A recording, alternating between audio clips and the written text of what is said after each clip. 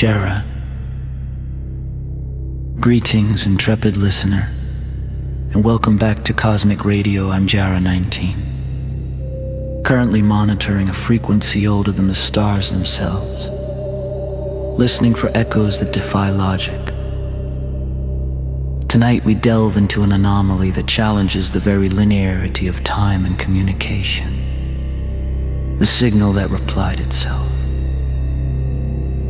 This is the unsettling truth discovered by the SETI Project Orion, a deep space initiative that pushed the boundaries of interstellar communication. Their mission: to transmit a complex, multi-layered message encoded with advanced physics and astronomical data towards the distant galaxy NGC 4038, nearly 75 million light-years away, a one-way trip for now.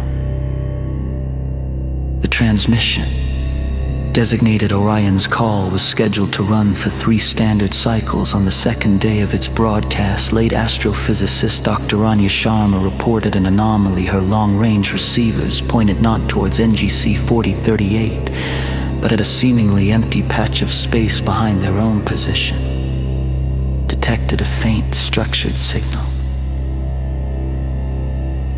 becoming more defined, but now with an undeniable, almost identical second pulse overlaying it, slightly ahead of the original. It creates a disturbing pre-echo effect.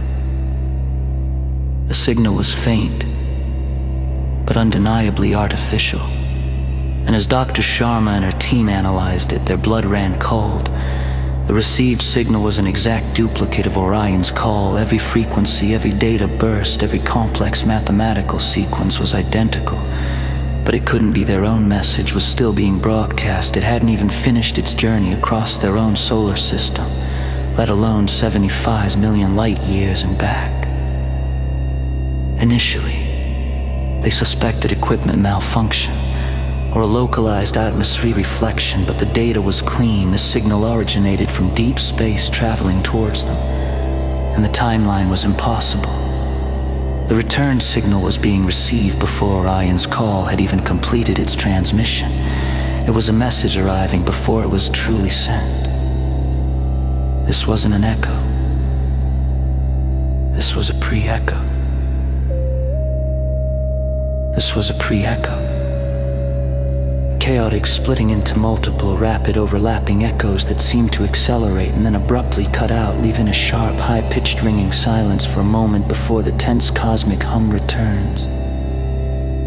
Sharma's team became obsessed. They realized the terrifying implication. The universe had not merely replied to their message, it had, through some unknown means, sent them their own message back from the future, a message that had traveled back in time to arrive at the moment they were still sending it.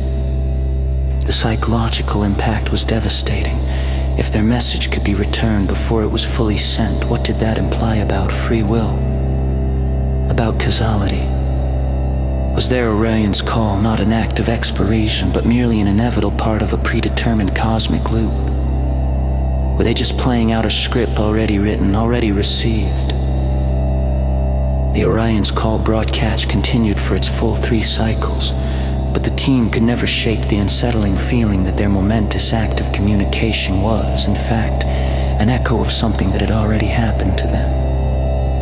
The signal they received wasn't a discovery, it was a recollection.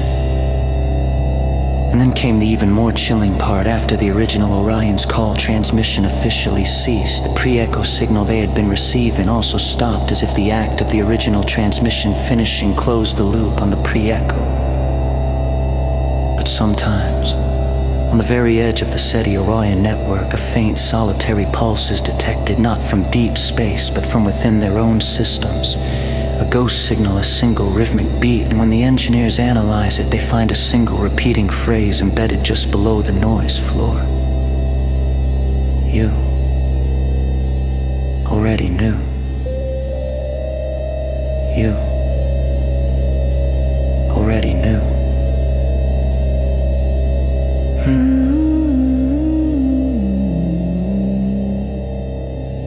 You already knew.